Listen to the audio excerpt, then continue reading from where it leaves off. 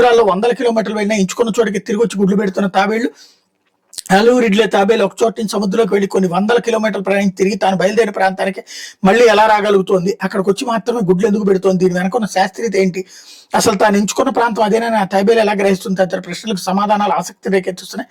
ఆ ప్రాంతం అత్యంత సురక్షితమనే భావన వాటికి కలగడమే ఎందుకు కారణం అధ్యయనం తెలియజేస్తుంది అన్నటువంటిది హైలైట్ చేశారు.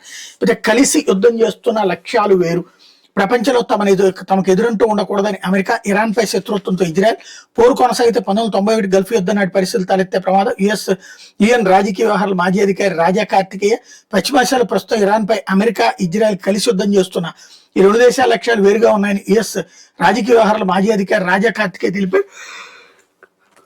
ఈ యుద్ధం దీర్ఘకాలం కొనసాగితే ద్రవ్యోల్బణంతో 1991 గల్ఫ్ యుద్ధం నాటి పరిస్థితులు తలెత్తే ప్రమాదం ఉందని, భారత ఆర్థిక వ్యవస్థపై ప్రభావం ఉంటుందని పేర్కొన్నారు. చైనా, రష్యా దేశాలు దౌత్యపరంగా ఇరాన్ కు మద్దతు ఇస్తున్న ప్రత్యక్ష మద్దతు ఇవ్వకపోవచ్చున్నారు. ఈ యుద్ధంలో ఇతర దేశాల భాగస్వామ్యం అయితే పరిస్థితులు మరింత వినాశకరంగా ఉంటాయని ఆందోళన వ్యక్తం చేశారన్నటువంటిది హైలైట్ చేశారు. తొలుగుతా